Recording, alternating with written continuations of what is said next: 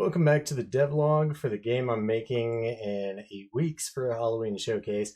The progress that I've made so far is I did some more, I practiced a little bit more with texturing, and I figured I kind of wanted it to be customizable. So I redid the textures for the human fighter just as kind of a proof of concept. And so if we go into the material, what I ended up doing was I made R, G, and B be primary colors, secondary colors, and emissive colors.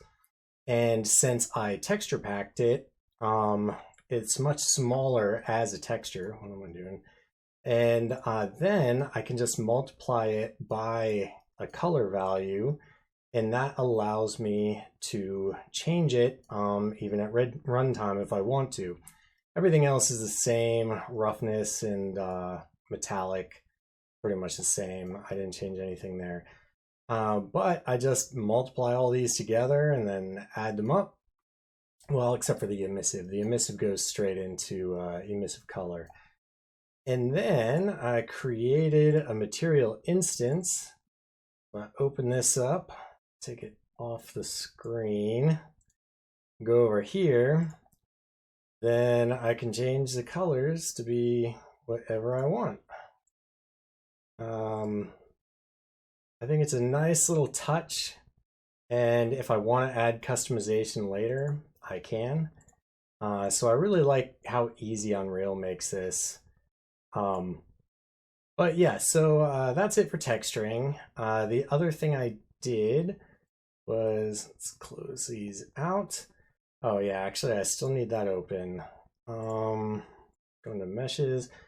So the other thing I did was I created the player pawn. I did this in C++, and I am just doing like some things in blueprints, but then I created a blueprint out of my C++ class. A character comes with like a movement component and stuff. So I had to adjust this to be flying, and then I just kind of tweaked numbers and everything to get the camera positioned where I want it to be, speeds, max speeds, that kind of stuff. Yeah, so I wrote a decent amount of C++. This is all working now, including the player controller. So now I can fly around in my mock-up of a level. And as for the mock-up of my level, I was tired of just being in a gray area. So I took the dynamic sky that I created a while back and I imported it into this project. And then I just tweaked settings to make it look like you were in the upper atmosphere of a planet. These cylinders down here, they're just something that I blocked in to give a sense of scale. So the frigates are going to be roughly this size once I finish the 3D model for those. And then the carriers are going to be, or the capital ships, whatever you want to call them, they will be roughly this size.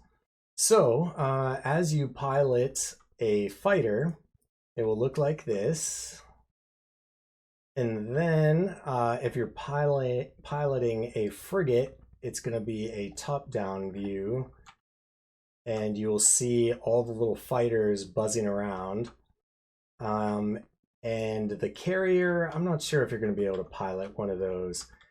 The other thing I wanted to do, as I mentioned in the first part of the, I think it was the first devlog actually, is I want there to be some interaction between each of the layers. So the frigate layer is going to be able to shoot up at the fighters, and then the fighters are going to be able to drop bombs on the frigates.